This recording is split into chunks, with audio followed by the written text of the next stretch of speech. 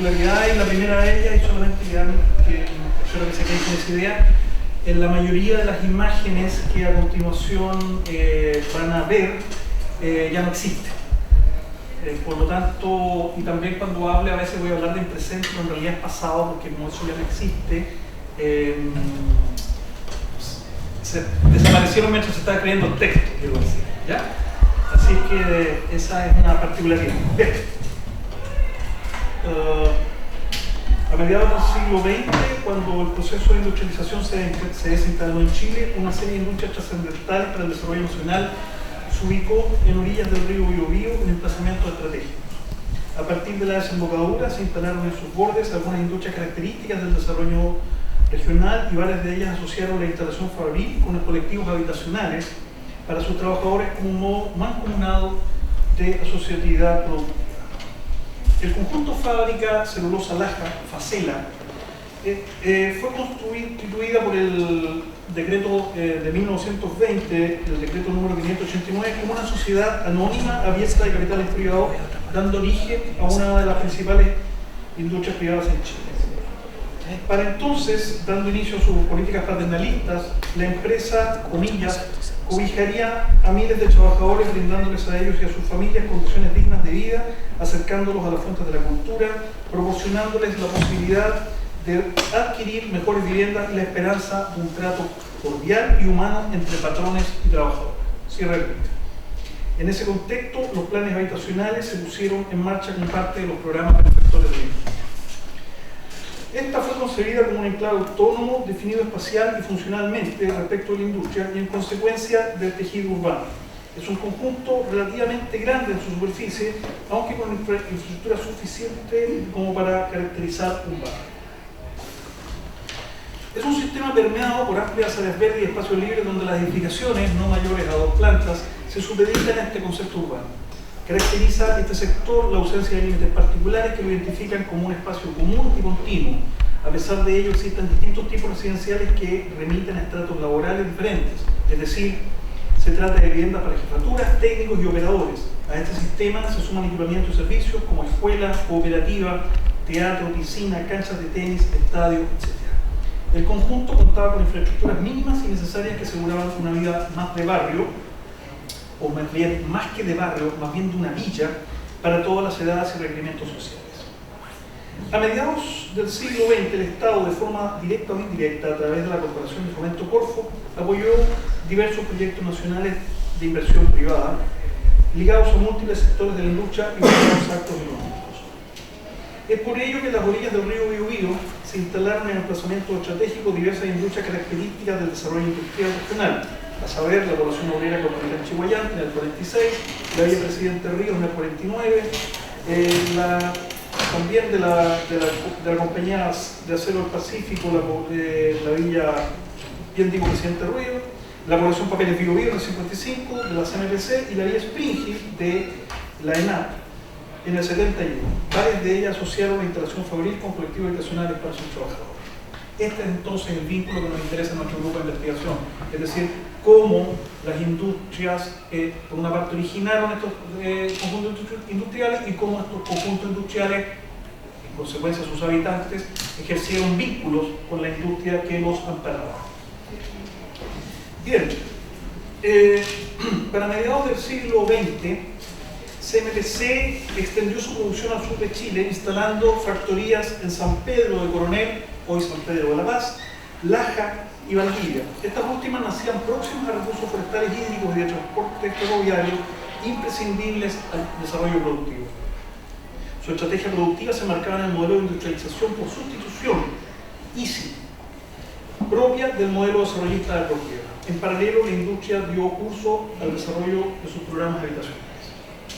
La elección de la zona de Concepción es correspondiente con su cercanía a zonas de producción maderera, agua en abundancia, energía eléctrica, caminos y puertos de embarque. De este modo, en el antiguo departamento de Coronel, y aledaño a la parte más ancha del río, se instaló entonces esta fábrica que comenzó su construcción en 1954 y entró en funcionamiento el 1 de abril del 57.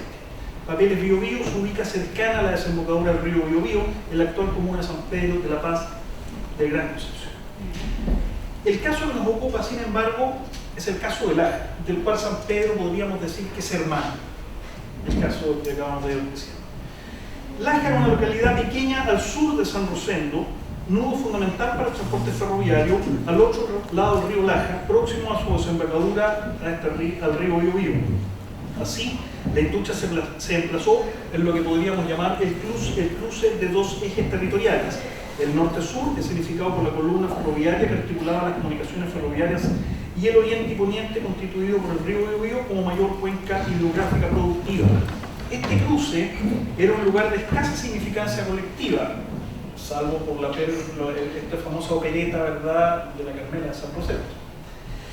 Por lo que la implantación productiva significó un hito completo en este punto del territorio.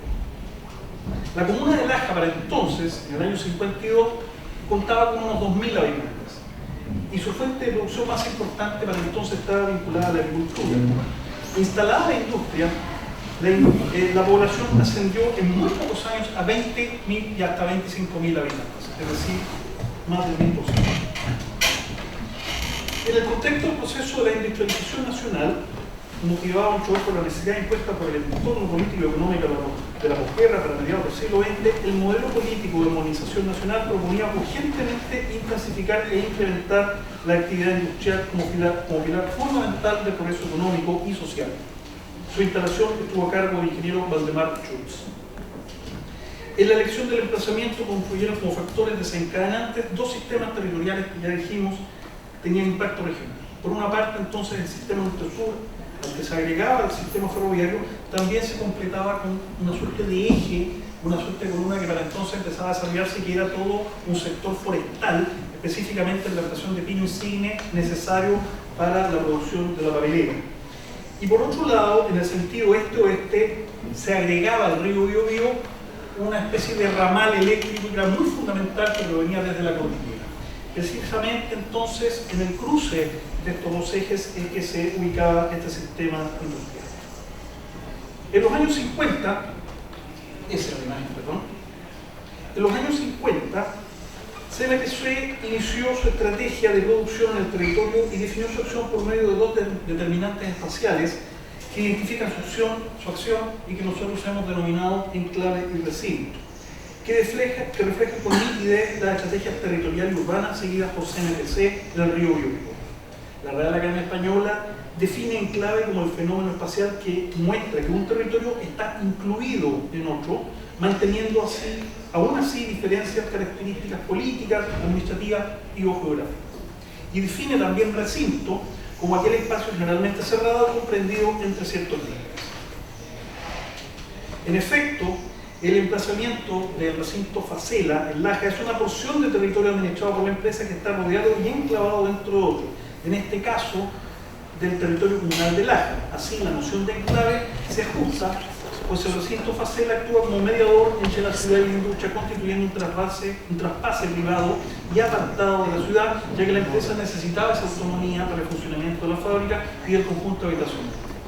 El enclave es la estrategia territorial preferida por CMPC en sus diferentes locaciones, tanto en Puente Alto, San Pedro, Laja y Valdivia. En tanto, el recinto se instituyó como una nueva unidad urbana en estos territorios.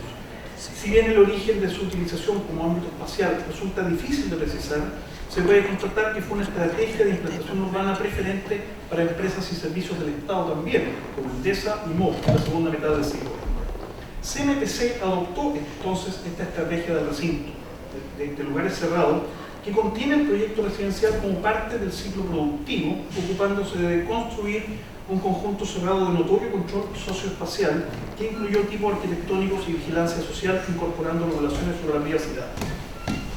Enclave y recinto entonces son estrategias espaciales similares a dos escalas diferentes, la territorial y la urbana, pero que operan con una misma lógica, esto es, imprimir el aislamiento espacial y la distancia social con sus entornos, generando segregación de la ciudad y o de sus tejidos urbanos.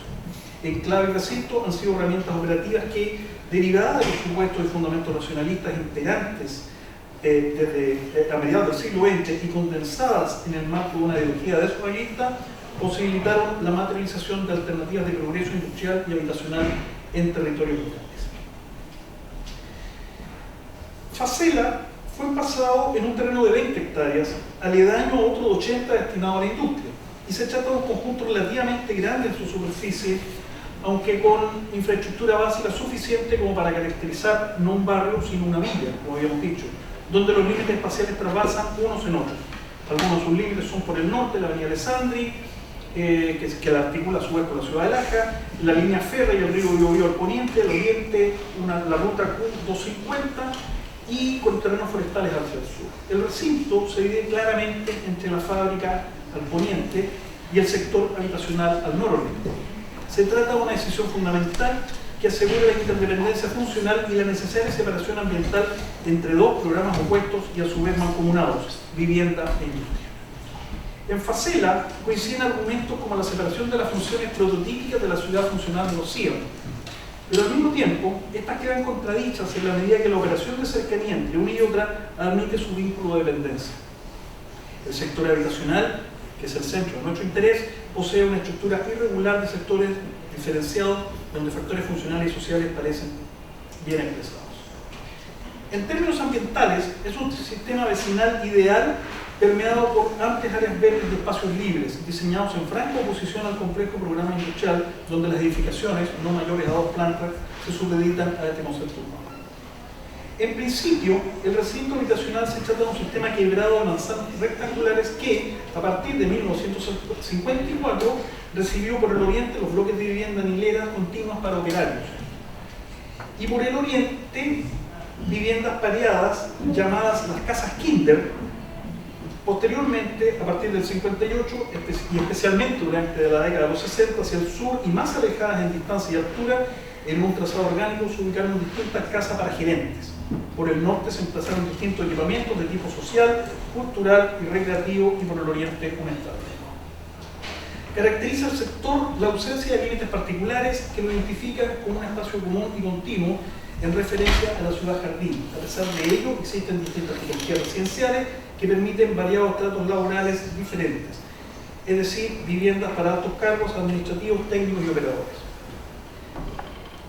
Todas ellas intervienen en calles, pasajes y plazuelas, formando un todo continuo y armónico. A este sistema se suman equipamientos y servicios como jardín infantil, policlínico, sala dental, club, casino y varias áreas deportivas como canchas de fútbol, etc. y de tenis. Los equipamientos son espacios de encuentro y de iluminación social. De este modo, donde se intercalan espacios, vivienda y equipamientos, se produce una integración espacial que aparenta mitigar las segregaciones sociales. Voy a pasar rápidamente cómo fue el crecimiento de la planta en términos planimétricos. Por ahí aparece el año 53 algunas primeras oficinas, el 54 los bloques, el 55 las casas de empleados, las casas Kinder 1 y 2, el colegio San Jorge, una cooperativa, teatro, casas de administración 1 y 2, casa de administración 3, casa de la cultura, gerencias 1 y 2, camarines, canchas de tenis y piscinas en el año 67. El Fortín Facela, un lugar deportivo, y finalmente el estadio del año 95. Bien, morfología y tipos edificatorios para 3 estratos.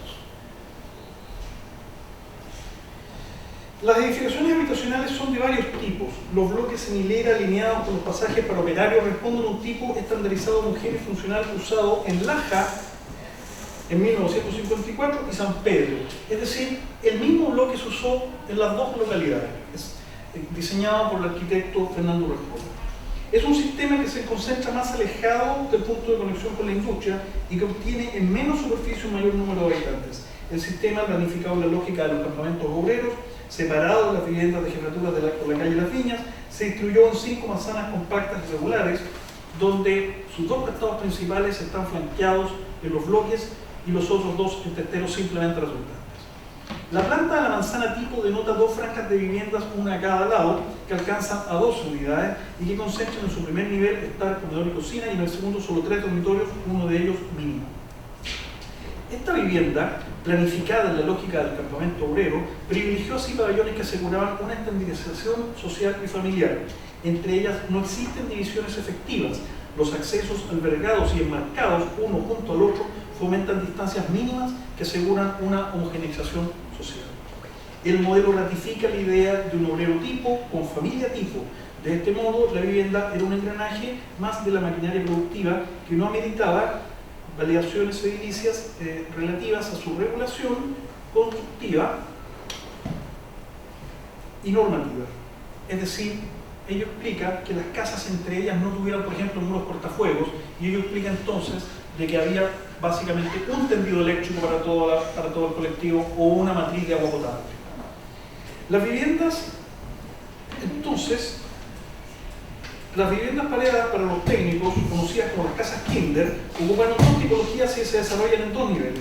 Ocupan territorios más pequeños, los que arrojan ante jardines cercados con vallas, y se trata de una tipología enteramente de albañilería, a veces con balcones y a veces con madera. Ambos cuerpos son simétricos y más o menos este es su distribución planimétrica. Finalmente, de las casas destinadas para jefatura concentran 5 tipologías, algunas de administración, otras para la gerencia, etc. Las viviendas para jefatura son distintas entre sí, son casas aisladas de un piso, rodeadas de jardines y distantes de las circulaciones peatonales. Como digo, estas son tipologías que se ubican más lejanas tanto a los obreros, los operarios y las jefaturas interiores. Finalmente, bueno, en el año 2000, CMPC, argumentando razones sobre la necesidad del crecimiento de la industria, comenzó un proceso de desmantelamiento de Facela. En 2001, la demolición de la primera manzana de viviendas que recién veíamos cayó derribado bajo las retroexcavadoras. ¿Cuál era el argumento de la industria? Que necesitaba expandir sus instalaciones industriales. Se trata de un proceso que a la fecha ha derribado la mayoría de las habitaciones de Facela, transformando en áreas verdes donde hubo habitación para sus trabajadores y estos desplazados junto a su familia a ciudades como Los Ángeles. Les voy a mostrar muy rápidamente cómo esto ha ido desmantelándose en el tiempo.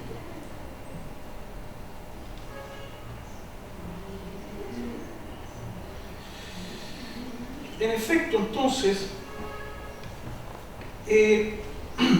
resulta muy difícil entender que Laja, cuyo poblado registra viviendas del todo modestas, ya ven ustedes, esto está ya los juegos, no hay niños obviamente, registra viviendas del todo modestas, no haya tenido la oportunidad de acceder a viviendas cuya calidad resulta hasta ahora excepcional, únicamente porque la industria ha resuelto su desaparición por problemas supuestamente estratégicos. A la fecha sobreviven algunas casas de administrativos y gerentes, muchas de ellas transformadas en oficinas para la empresa.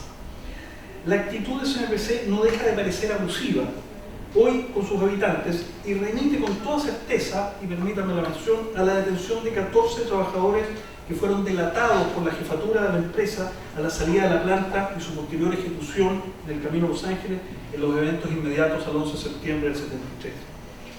En efecto, en Facela el emplazamiento habitacional es estratégico. Las viviendas gerenciales ubicadas próximas al acceso imponen su presencia a modo de control sobre el acceso del conjunto, vigilando quien entra y quien sale. Asimismo, la compartición del espacio público y en consecuencia las posibilidades de cruce y encuentro interestratos laborales incrementaron el control mutuo. Para el caso, la relación social entre operarios, técnicos y jefaturas opera con moderación, donde ni la segregación ni la cohesión son fenómenos totales. Si bien las viviendas no están mezcladas en el conjunto, su disposición organizada en diferentes subespacios es reconocible como asociadas a un solo espacio habitacional, un recinto semicerrado y autónomo. En términos tipológicos, se evidencia un lenguaje arquitectónico que deviene tradición. La condición de vivienda aislada, en oposición a la de bloques continuos, señala que para el jefe hay privilegio espacial que opera en aislamiento volumétrico, superficies mayores y rasgos individuales, distancias mayores entre congéneres y exclusividad en el espacio inmediato.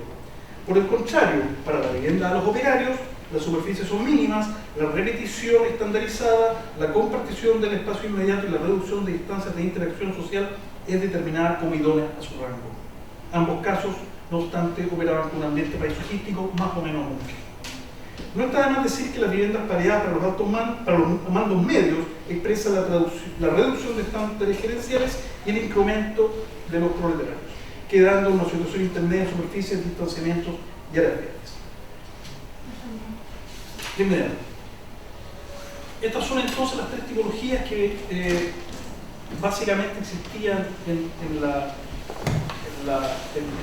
este recinto, y es sorprendente de que en realidad todo esto ya no existe y que Laja, el poblado que está inmediatamente aledaño, siga teniendo este tipo de viviendas. Muchas gracias.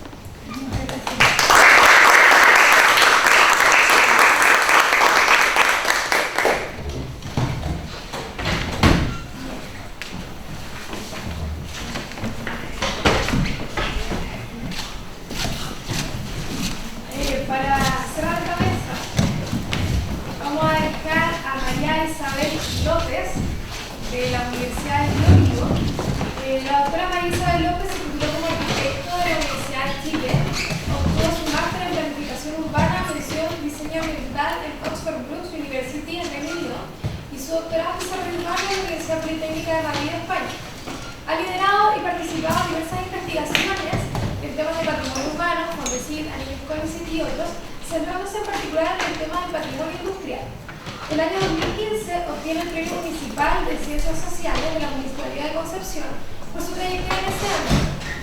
Fue coordinadora entre los años 2002 y 2015 de la red REUSE para la reutilización y la puesta en valor del patrimonio minero.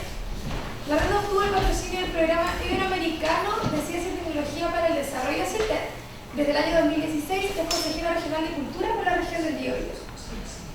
Hoy día presenta la ponencia Más allá del Company Town, el impacto de la actividad minera fuera del espacio controlado por la industria, el caso de la población Isidora Goyenechea, en Lota Bajo, Chile. ¿Está bien la luz? ¿O un poco más luminosa? Un poquito más. Ya. Como va a ver la...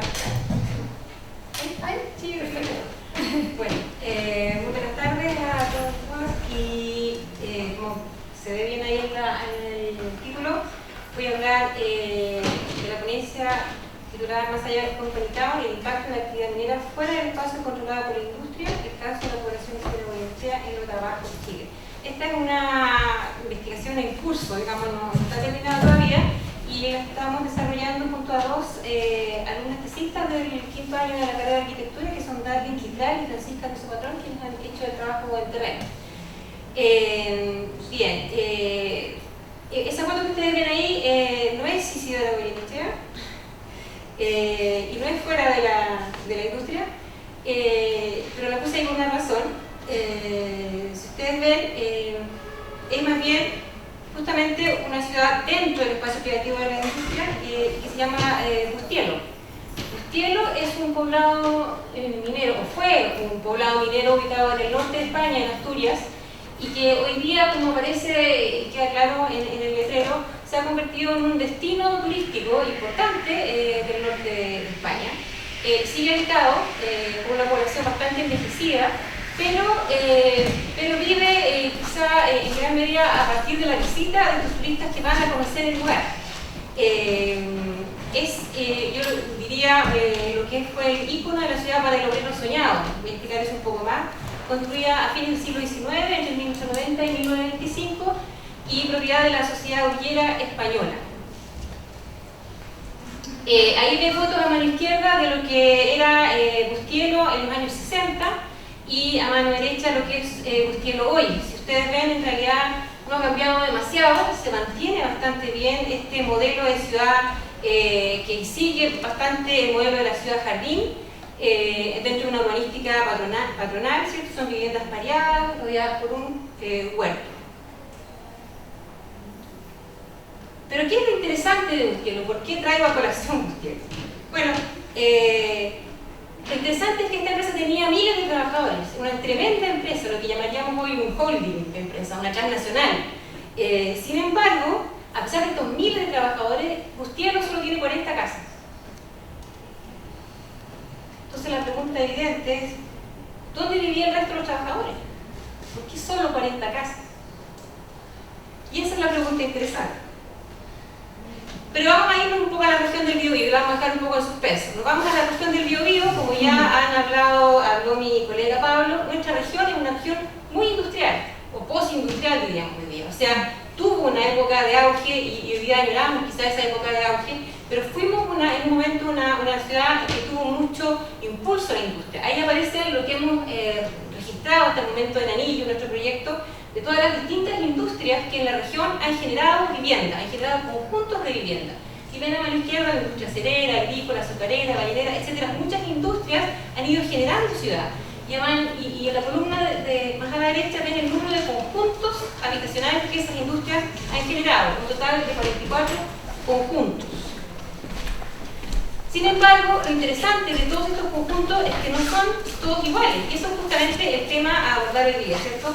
Empieza esta tensión entre los espacios dentro del espacio privativo de la industria, la ciudad modelo, la ciudad del obrero soñado, y este espacio fuera de la concreta, ¿cierto? Y generalmente el espacio más estudiado es el espacio que está dentro, el espacio privativo de la industria, que de alguna manera mantiene las características y quiere este espacio de férreo control paternalista, ¿cierto? Donde la empresa daba mucho, ¿cierto? Daba muchos beneficios, pero a cambio de la obediencia total, ¿cierto? O sea, y eso es lo que vamos a ver, o sea, el que se salía de lo que la industria decía que había que hacer, se iba para afuera. Entonces, esa tensión, ese nuevo equilibrio que se establece en esa ciudad fuera de la campo-ciudad es un poco lo que te interesa, ¿cierto? Aquí tenemos el caso de estos tres tipos de industria en las que se da esas dos tipologías, ¿cierto? El dentro del espacio privativo de la industria y el fuera. La industria azucarera, la industria carbonífera y la papelera. Ahí tenemos el caso de Facela, que es el que mostraba mi colega Pablo recién, ¿cierto? Población Facela es esta población cerrada en que existen guardias y en todos los espacios privativos de la industria, ¿cierto? Guardias, ¿cierto? No puede entrar cualquiera, solo entra el obrero y se controla el horario de llegada, el horario de salida, ¿cierto? Lo que pasa dentro está absolutamente controlado por la empresa. Pero Facela no es solo lo que está dentro de ese espacio, también había trabajadores de Facela fuera de ese espacio. Y tenían una opinión de la industria distinta, y eso es algo que estamos todavía en el proceso de investigación, distinta probablemente a los que vivían dentro de la industria. Entonces existen estos dos tipos de obreros, estos dos tipos de habitantes. Esa población de Siderio Guzmán, otra población vinculada a la azucarera en este caso, en que esta es una población fuera del espacio privativo de la industria. Porque la CRA tenía su espacio privativo en otra parte, y lo interesante es que esta población fuera, de alguna manera igual gira en torno a la industria, a pesar de que están fuera en la ciudad pública, en un espacio entre comillas de mayor libertad, igual giran en relación al espacio de la ciudad modelo, ¿cierto? Que es diferente. Bueno, pero lo que nos convoca hoy es Lota y Coronel, o sea, la empresa carbonífera, la población que se dio la iglesia.